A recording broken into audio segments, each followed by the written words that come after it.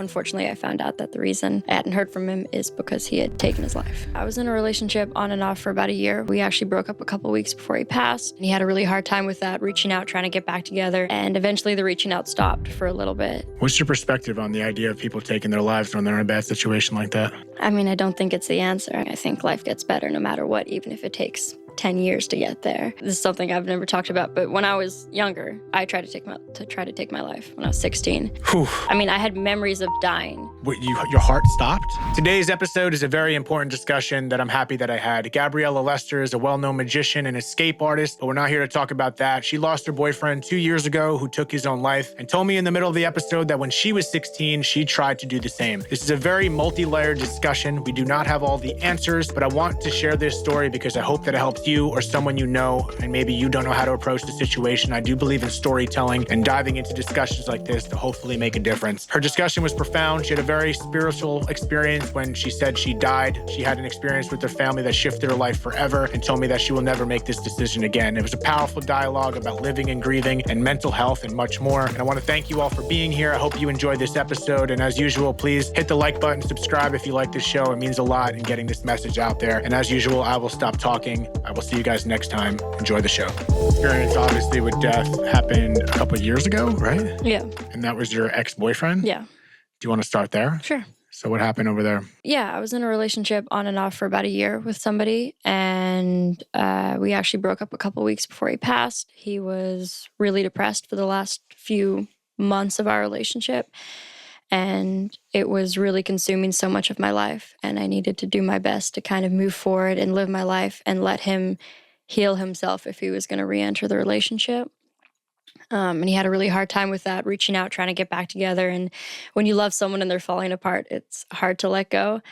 And eventually the reaching out stopped for a little bit, and I thought, oh, that's great. He's taking his time. Unfortunately, I found out that the reason I hadn't heard from him is because he had taken his life. So there's a lot of levels to that. Obviously, I think I've discussed a million times, grief naturally has a lot of levels. And it's an interesting discussion when those levels have to do with just the relationship in general before the grief, and then that becomes part of the grief, and then it complicates everything. So what did that do to you at the time? Obviously, you just lost someone you loved, and you got kind of it's confusing, right? Because you thought at first you thought he was not reaching out because he was healing. Meanwhile, it was the exact opposite. Yeah, I mean, the hardest thing for me is understanding that I left the relationship for the right reasons. And I was getting to a point where I was like, okay, I'm doing the right thing. I'm doing the right thing for me and my life and healing. And that, getting over the breakup was completely sideswept by the fact that I had lost him. And it's really hard to process being okay with leaving someone temporarily when you can never get them back and they're gone for good. Right. So what was that process for you? Like when do you remember first hearing the news? Yeah, it was a bit of a whirlwind. I'd found out that he passed, and I'd gone to his house and dealt with, giving his family information. Last time I heard from him, totally processing that he was gone. And the next morning I was actually scheduled to go perform on national TV. So I got the news that this person that I loved had died, and I had to get on a plane the next day and do the biggest performance of my life. And, in some senses that made me super grateful to have something that I love to get me up the next day. But it was also hard because I had to compartmentalize. But the best part about that for me was finding a way to live my life while trying to deal with all of that. And you find that the reason to get up was your work. Yeah. But does that bury what the process maybe demanded, whatever that means? I think it took it in a diagonal direction. I don't think it necessarily stopped it or progressed it. I think it just took it in a different way. And it taught me, for the first time in my life, that it's okay to live and grieve at the same time, to keep moving forward in life while you're still going through something hard and not have to wait for the hard thing to be completely over before you can keep living. And that doesn't mean, throw the hard stuff in a box and do stuff that just makes you happy. It means take time for both and find a way to have a balance where you go, this is really hard and this is awful, but it's not going to be the end of my life, and just find ways to deal with the ups and the downs. You just reminded me those words that you said when we first spoke prior to this. You said live and grieve. And I think that hit me at the moment. I'm happy it's hitting me again because I literally forgot those exact words. But I think the words live and grieve are just two words that people have a hard time doing, because I feel like when you lose someone in your life, it feels like everything stops. And then how do you continue to live? That's like the big question. But I think just focusing on just living in a general sense is such a profound message, because A, how do you do it?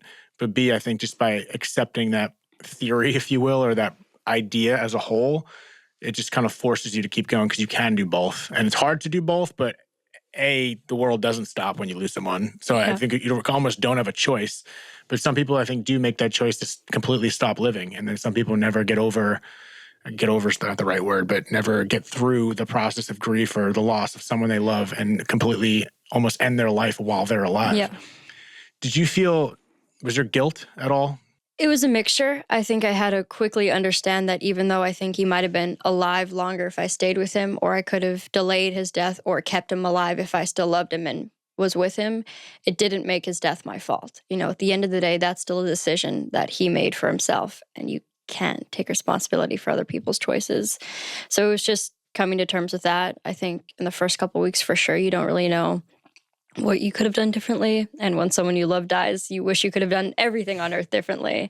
But yeah.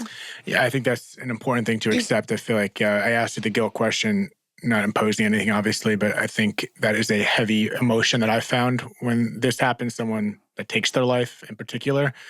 What about, I'm going to go back and forth a little bit, but during your relationship, you know, he was struggling with depression, right? So there were signs, if you will, but did you ever think he was going to take that path? When I found out, I wasn't surprised. It flipped my world upside down, but part of me went, I figured that that could have happened. You know, he was talking about death a lot and talking to, you know, about that in a sense that was just feeling unhappy and didn't enjoy life, and things weren't making him happy. So I definitely felt like it could have been a conclusion to the problem. And I wasn't like, oh my God, I can't believe, like, it wasn't one of those scenarios, you know, where you just can't believe that this person has done something like this. Where did it come from? The signs were definitely there. You never really want to fully believe that somebody you love could do that, but I wasn't completely surprised. How do you mean a death came up a lot with him? Like, how was he bringing it up? Like, just life and death, as in things didn't matter. You know, he was not doing the things that he loved and selling things, and just didn't have value for the things and items in his life and people that he loved. And he wasn't connecting with friends and wasn't talking to his family, and getting rid of, you know, vehicles and things that he just things in his life he was just getting rid of. And I think when you see that behavior and you see someone not caring about things that bring them joy or that make them happy, you see them just completely detaching from everything. And there are definitely points where I'm like, he doesn't have any regard for anything that he loves anymore. So when you say it kind of went diagonal with you, and you mentioned living and grieving, how did you live and grieve? Well, I mean, about the next 6 months after he passed, I was on the road. You know, I didn't come home afterwards. I got on that plane, I filmed the TV show, and then I, you know, went on the road performing, and then I backpacked Europe for a couple months. So I really my life was moving, you know, it just came out of COVID. So my life was moving faster than it had for years. And I was doing shows and performing, and now actually starting my life and career. So it was just about taking all those times and those down moments. You know, I'm still traveling alone, so I had a lot of alone time to try and process it and write about it and deal with it, and giving myself the time to actually feel it, to sit down and go, I want to be sad. I want to feel it, and being okay with being overcome by that and dealing with it, and, you know, talking to him. I mean, that's very mature in order to realize that you have to sit and feel it. Because again, when I asked that prior question about does diving yourself into your work or your purpose, rather, you know, it could be two different things, and you're blessed to be the both things, but that the understanding that you have to feel it even while living and grieving, even while doing your things. What were those moments? Was it literally sitting idle in the quiet times? Is that what you mean by feeling it, or are you feeling it while you're living? It was probably both. I think there were moments where, you know, I just got off stage, and I'm a performer, so I'd get off stage after doing a show, and then my instinct would be to call him. And I'd have those moments where because I was moving my life at 2 times speed, there were times where I forgot, and I had to remember that he was gone and remember that he was dead. So in those moments, it was definitely about just taking a minute to regroup and think about it. And sometimes you move forward with life and you just kind of go, not now, when you have to live. But there are times where I had to sit down and look at texts or look at pictures or have a conversation with him, or just feel it, or listen to music, or just, you know, actually give it room to breathe. Were you in touch with his family or anyone close to him during this process? A little bit, some of his friends and some of his family afterwards. And what was that like? It was hard. I mean, I met his family after he died. Like, that was my first introduction to them. Wow. Because I was traveling so much and in and out of time, it hadn't happened. So I met his brother outside of his place after he died. So that was a weird way to go about it. How shortly after? Like the day after. The day after? Yeah, so they'd found him, and then I'd gone to the house the next day and said I'd meet the family, and they wanted questions. He had completely disconnected from everybody, so they didn't know. They hadn't heard from him in months, so they just wanted information, and none of them were surprised either, honestly. Got it. So the family didn't question you in a sense of, because if this family, they didn't have much of a relationship at the time, like no communication, and so you were the main source of that communication? A little bit, yeah, and they didn't even really know that much about us or our relationship or his life. Like, he had completely cut off everyone, so it was just... And I think he had gone through phases like that growing up and in his life, where he had just gone into these depressive phases, and he just likes to completely cut off from the world when he did that. Is there anything that again, I understand you came to the acceptance and understanding that people make their own choices. Yeah. And it's hard to grapple with that with people talking about this topic of taking your own life.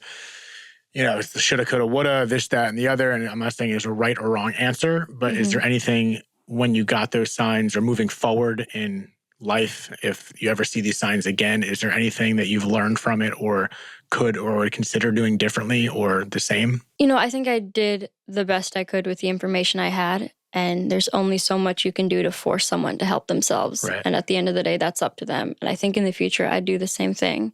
I'd want them to want to fix themselves. There's only so many pieces of myself I can put into somebody else. And we tried, his friends tried reaching out, his family tried reaching out, and he just wasn't willing. And you can't make somebody want to be here. What's your perspective on the idea of people taking their lives when they're in a bad situation like that? I mean, I don't think it's the answer. I don't think that's the solution to anything. I think life gets better no matter what, even if it takes 10 years to get there. So, and I think it affects the people around you more than it'll ever affect you. And there's people that will never get over it, and people that loved him that will never heal, and parts of me that never will because of it. That's the crazy part about that ideation, because I talk about death and I prospect about the afterlife, this and that. And it's death in general. When you lose someone, it's like we're the ones left to deal with it. So we think, you know what I mean? Like, it's because everyone has their beliefs and whatnot. We think about what happens in the afterlife and where they are right now, and we know where we are. Yeah. And we always say we're the ones that are dealt with it because we do. Mm-hmm. But then I always wonder, okay, where do they go? And I like to think, and my beliefs align with the fact that I think it's just we're good after that. Yeah. So it contradicts the idea. We don't think it's the answer. But then again, if we find out that place is so much better than here, it's like, why did we take all this time to survive? Yeah. You know what I mean?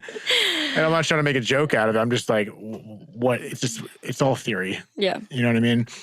And this topic in general is just so important. And it's like, where do you go with this conversation? Because when you say that there's only so much we can do, but it is important conversation to be aware of. I wonder if these conversations are not so much just for the people about what you can do to help someone, if that makes sense, because I think it's more for the people that are in a place where maybe they're thinking about taking that conclusion or just having these intrusive thoughts and not sure what to do. I feel like these talks are more for those people. Mm-hmm. Does that make sense? Yeah. It's like, what can you do being on the other side, like you said? So it's like, I wonder how our conversation right now can help those people that are in this place. And parlaying off what you say, not thinking is the answer. Why do you think that? Obviously, it's a positive answer. Yeah. I'm happy you said that. Yeah. I'm not, don't kill yourself. Yeah, I'm not saying, I'm not trying to like find the opposite argument for that. But I mean, how do you think for you that's been in, you've gone through other things in your life, whether you're comfortable talking about it or not, when you've gone through certain things in your life, again, I'll leave it to you if you want to bring anything up, but how do you hang on to that thought that things always get better when in the current situation it's just absolutely not? I've always been a strong believer that life is worth living, and I've been through my fair share of things in my life, and it's always gotten better, even if those waves took longer or it's been harder to get there. I think life is the only thing we know. We don't know what happened before, and we don't know what happens after. And we do know that the only thing we have control over is this short period of time on earth that we have, and to make that as best as possible. And if you can guarantee that the only good you're ever going to have in your life or your existence is what you make of your time while you're on earth, then I just want to work on making that as good as possible and getting through that. And that's the only thing we know. That's the only thing we know. But it's like at the same time when people, like I made like a post, was it yesterday? I said something about it's hard to go on. Like for me, I can't, I have my own thoughts, and I don't know what your heart feels and you don't know what my heart feels, but I have a similar perspective, and granted, I haven't gone through everything, but at the same time, no matter what it is, I always still feel this primal need to just keep going. Mm-hmm. So I just can't fathom what someone is going through to think that that is the only solution. And I wonder how much that relates to how they were raised and what they've gone through. You know what I mean? Because at the same time, I've heard a lot of stories, obviously, about people taking their lives. And then when you put things on paper, we know people that have gone through on paper things that are just astronomically what you would say worse. But then again, the hardest thing you've ever gone through is the hardest thing you've ever gone through. So how much of these decisions do you think are how someone was raised? Does that make sense? Yeah, I definitely think your surroundings matter. And I think if you grow up in an environment where you're not taught how to get through these things, or you don't have the people to go to, I mean, that's the most important thing. If you've got nobody to talk to or nobody where you can go and put these feelings, I mean, how often can you call someone and say, hey, I spent 10 minutes today thinking about what it would be like if I was dead? Where do you put those feelings? And I think it's about having a support system. And I think it's a huge part of, how you're raised, your family, your friends, your close circle. I think everything's a factor in that, probably. And that's where it's contradictory, because it's like we being on the other side of someone that's taken their life, you can only do so much, but at the same time, they need help. You know what I mean? So it's the thought of you can only do so much being someone you care about. Like you obviously cared about your ex-boyfriend. There's only so much you can do, but they need help. Yeah. I just hit my mic with my hand. They need help. So it's like at the same time, we can only do so much, but they need other people to help them. But even with that, it still comes down to their decision. Yeah. I think at the end of the day, it's an internal thing. And I mean, this is something I've never talked about, but when I was younger, I tried to take my life when I was 16. I'd gone through a lot of my life. I was in court for a sexual assault, and everything in my life was falling apart. So if I can speak from the side of that perspective, there's nothing anyone could have done or said. There's no amount of conversations. It could have delayed it. And I do think a part of your brain makes that decision and goes with it. When you get to that place, that super dark place where you don't, think there is moving forward in your life, I can't imagine anyone saying anything. But what it did teach me through that was living through it, is I saw the effect of it. I tried to take my life, and I died and had to be brought back to life. And, I have memories of that and memories of death. And what I witnessed after that, after I got out of the hospital, is I lived my life as if I had died, because my family and my close friends had heard about this. And part of them was had processed the fact. My mom had found me and tried to do mouth to mouth and try to bring me back to life, and had called 911. And, my last memories are hearing, she's not breathing. My baby girl's not breathing. She's dead. She's gone. And I have memories of dying, and that was it, and they brought me back to life. But to my mom, to my dad, to my brother, I had died. They watched me die. And so for the next few months, I lived through what it kind of would have been like if I had. They didn't know how to look at me. I was like this person that wasn't there. And I saw how detrimental the effect of my death was on others, and not to me. I didn't feel it. I wasn't hurt anymore. I had done this thing. It didn't affect me after. I wasn't sad. I hadn't lost anything after. I did this thing. It didn't work. Life moved on. But I saw what it did to other people, and that's the worst thing about it. That decision is what it does to others, not to you. It's temporary peace or a temporary solution, permanent solution to a temporary problem is what people say. And Well, thank you for telling me that. Yeah. Because now, we went a little backwards in regards to what you were saying before. Now it all adds up in regards to, now it has a little bit more pop in regards to what you're saying. How there you go. You leave other, so, okay, I wasn't sure that was going to come out. So here we are. There you go. Yeah. I mean, I'm at the same time as I'm happy you had that experience. Yeah. Not the beginning part of that, but the end part of that, because clearly you were able to see that And I just, that's, it's so interesting how people react to things so differently and respond to things so differently. Some people may have had that experience and still have not seen the silver lining and how it affected other people. And again, is that who you are down to the DNA, or is that just the love that you had for your family? So is that the sole reason that kept you going? Just the effect that it had on other people and witnessing how they responded to it? Was there any other feeling of I shouldn't have done that, or any other thought or processing of the decision that you made at the time? Yeah, lots. It was definitely a mix at first because it is some sense of failure and you have to live with the consequences of this action you did. Well, it didn't even, work, even though that's an awful thing to say. Um, but part of me felt that it was a gift. I tried to take my life. I died.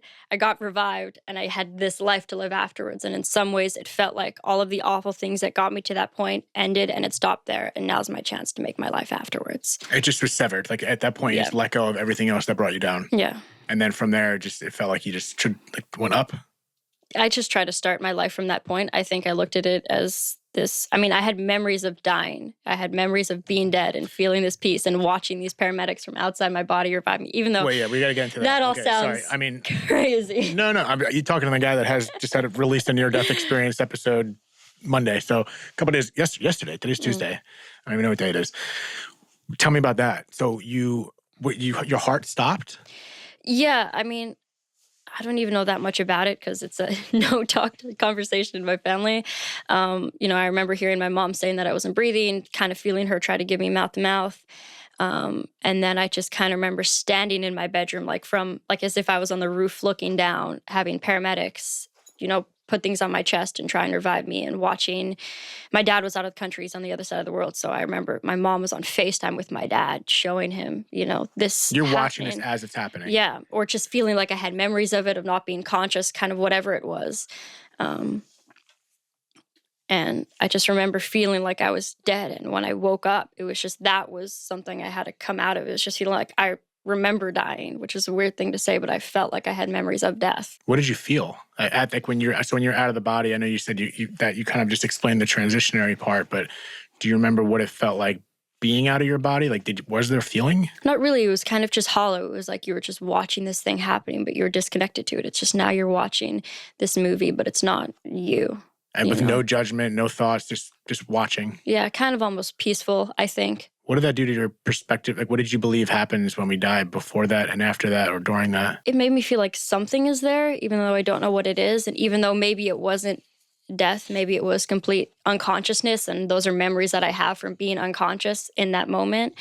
So I'm not exactly sure what it was. And with everything going on, everything's amplified by that emotional state. But it did give me a feeling like whatever comes afterwards, it's not full of feeling. I imagine it's just what it is. It's death, So did that experience alone shift your mindset coming back from that? Because I know you put a lot of weight on the effect of other people and some other items, but how much did that specific spiritual, whatever the heck that was, change the trajectory of your life or the way you see things and the way you live?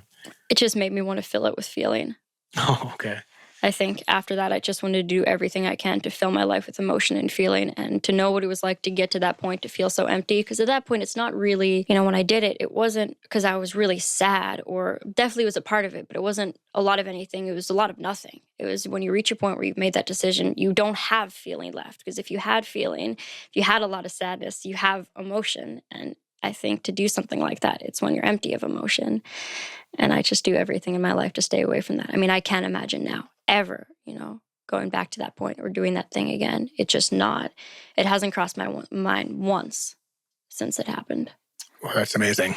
And again, this is a conversation that I'm hoping someone hears. Obviously, some people are going to hear. Otherwise, what the hell am I doing? But I think we're seeing both sides of this here. So you experienced someone taking their life, and you were that someone prior to that. So I haven't spoke to anyone in your position that can see it from both lenses. So back to what I was saying and what you were discussing about, it comes down to you, us, I, to make that decision. Anything to change, whether I have friends that have been addicts, this, that, and the other, and you could push, shove, help, be gentle, and it's like they got to make the decision. But it's also interesting how your decisions seem to have been very based on other people's feelings or family, and that kind of shifted your perspective. But how does someone, like, what is your message to someone that maybe doesn't have those relationships, like your ex-boyfriend? Like, how do they do it for themselves? I think the first thing you can do is just say, wait till tomorrow. Because I think even when feelings, as awful as they can get, they will pass, even if it's in a little amount, even if they completely go away. And even now for me, I just say, wait till tonight or wait till tomorrow. And if you're going to make a decision like that, wait till the next day, because it's a permanent thing. So why not just wait till the next day to make that choice and keep waiting till tomorrow until the rest of your life goes by. But in those moments, just look for things that make you happy, even when you don't think that they're there, and find new hobbies. I mean, I've filled my life with that since. I'm a beginner at a million different things. It's just life is so rich and so full of so many things. And sometimes it takes time to realize that. And when you flip that switch in your brain and you're in that position where you just don't want to be here anymore, that doesn't even mean you want to kill yourself, but just to not want to be alive, to not want to feel those feelings. And sometimes it's not because you want to die. I think people don't want to die. I think whatever they feel, whether it's emptiness or sadness or hollowness or anger or hurt or whatever it is, I think sometimes suicide is just your attempt to stop feeling so much of that, because it's really hard to feel those awful things. It's so interesting how you want to stop feeling, and then your experience was now you want to feel everything. Yeah. It's just a different feeling. Yeah, it's crazy what it's done to me. I mean, I love feeling everything. Yeah. You know, I spent months of my life. It took months. You know, when I made that decision, felt, I had gone through a sexual assault and I was in court for it. And I'd made that choice, on the day that it happened. My life is over at this point. I'd made that choice. And while I lived through it and went up and downs of these phases, I knew that I flipped that switch in my brain. I don't think there is life after this. I don't want to have to heal. I don't want to get through it. I was 16, and it was the worst thing that had ever happened to me. And I'd made that choice, and I spent months feeling empty, months not looking for a reason to be happy, months not looking for a way forward, months not looking how to heal or how to get better. I just decided my life was over there, and didn't want to feel and heal and get through it. And now in my life, it's the complete opposite approach. I want to feel everything.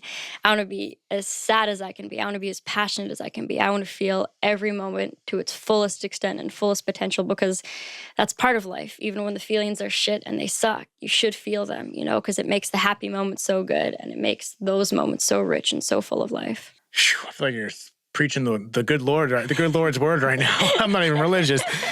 Yeah, and it's I've said it before, but it's that it's like chasing every feeling, and I forget who put it into better words than I, but it's like there's nothing better than getting out from the other side.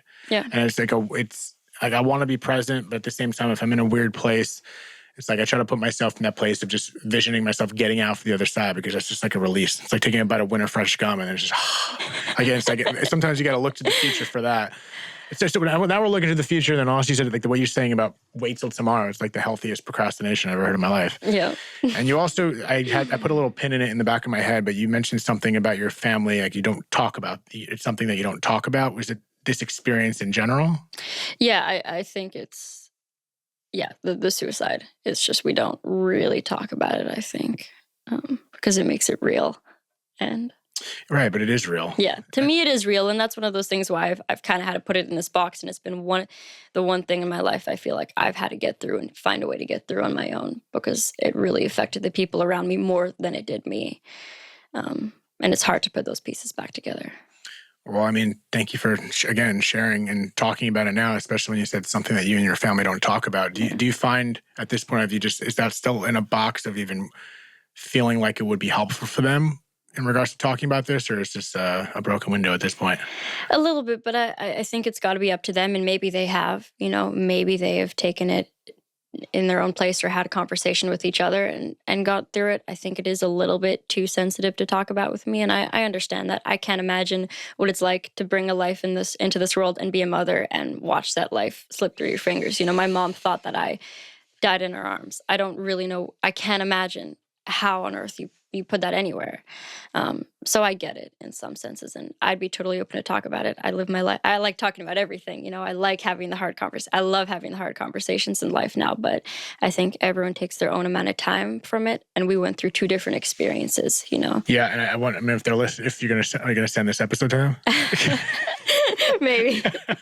So if you're listening, not my position, but it's out there now. I love you, Mom. I'm sorry. I'm sure not. I'm sure you're a wonderful woman. So they did a hell of a job. Regardless, I can tell that much. And it's just interesting looking back at them, their experience. I can imagine the idea of being a parent, like you said, besides the physical experience of being there and seeing that in itself is traumatic. And then we talk about compartmentalizing grief. It's like compartmentalizing that is a whole nother level. There's so many levels to. Then the guilt aspect, like you talk about guilt from your perspective, but the guilt of being a parent, whether it's I can't say it's anyone's fault. Like you said, it comes down to us. And you had external activities that had nothing to do with them occur. But the idea of seeing that, and it's fascinating to me to not talk about it. And I understand why. I definitely come from a family that has been, I've been fortunate to be, they're very willing to have these discussions. Yeah. And sometimes I just wonder, some discussions maybe just aren't needed. I have a podcast talking about this, but I also, like along the lines, I was like, a big premise of this is to talk about it. And sometimes I'm like, maybe we don't have to talk about everything, but it's like, how do you figure out what should be spoken about and what shouldn't? And then if you feel pressed to want to talk about it, how much effort should you put to have the conversation with someone that doesn't want to have the conversation? Like, because then you might need it, but they don't want it. So then what do you do? Find other places to put it, people I trust, or even find healthy vices that are individual, like writing or just feeling it or thinking about it, or whether it's a therapist or a close friend or whatever. It's just, if the feelings need to go out there, find a place to put them that's safe and comfortable. And that can be harder when the person you do it with, doesn't really know where to put it. And it's different. It's not just, hey, Mom and Dad, I have this awful thing I need to get through. It's, hey, I have this awful thing that you went through too. And we have these two different, really hard experiences with it. So it's not always the best place, to clash trauma with trauma. Sometimes you need to meet it in a place where it just has room to breathe and be its own thing and not have it combat with a different experience. Yeah. And I hope, I hope that people that are going through someone just, I think like you kind of tapped into it already, but seek answers, or not even answers, just seek options. And I wonder how many people are even aware of those. They may think they're looking around. They may just stay internal. They may do things, but there are outlets out there, whether it's the podcast listening to you or other podcasts or other self-help lines. Where I truly believe there's a significant amount of resources out there. I just wonder if it's not getting to them. Or maybe you're just in a dark hole and you're not looking for it and you have blinders on. I don't know.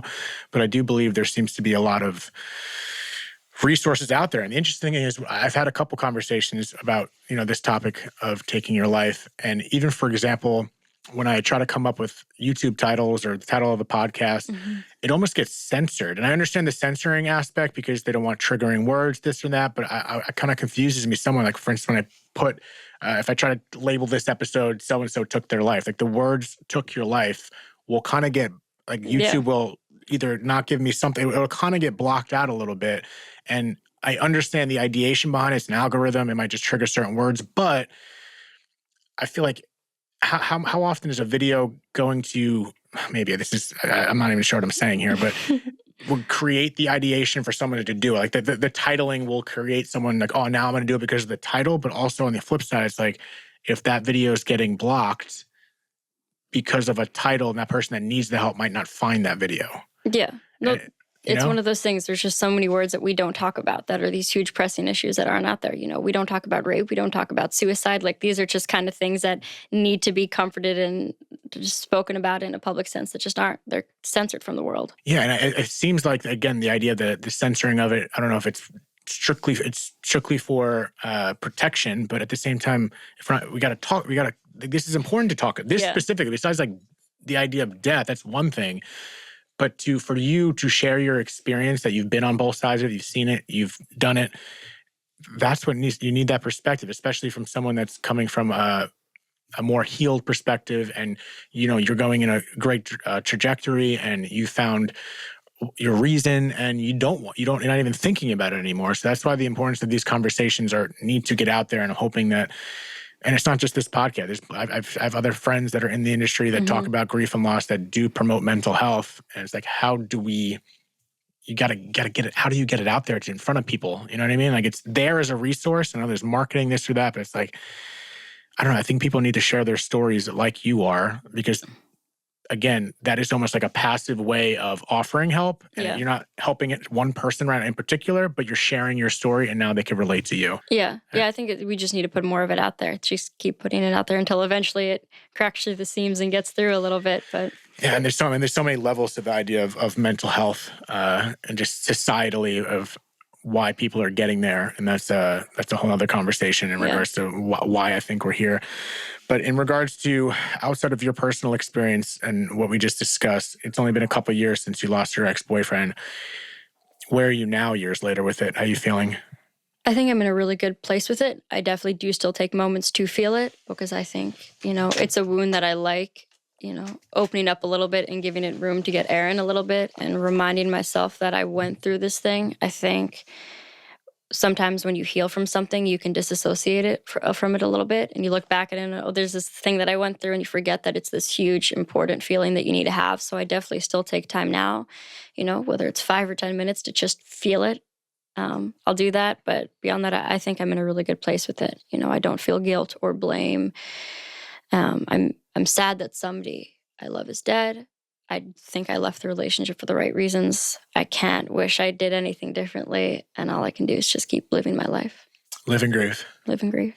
And I feel like you could exchange that word grieve or grief with anything else. We can live, you can multitask. Yeah. It's like the ultimate multitasking. Live through anything. Yeah, and I witnessed that. I couldn't think of a better example with my mom. She literally lived and grieved. And I think so many people are doing that today and we can't even see it. Yeah. That's the interesting part, and back to the conversation of mental health. It's like we leave here, I do it all the time, actually. Maybe not all the time, but I do consider it. When I look around, I'm just, and not in a negative way, I'm just almost in a positive. I'm looking like, what battles they're going through? Mm-hmm. I'm just, like recently, it was this morning, I went to Starbucks and I held the door open. It was almost an excessive door open. He wasn't even that close, but I hold the door. He just jets through. Didn't even look at me, just walks right through. And my East Coast mentality was like, fucking asshole. Like he just, no nod, no nothing.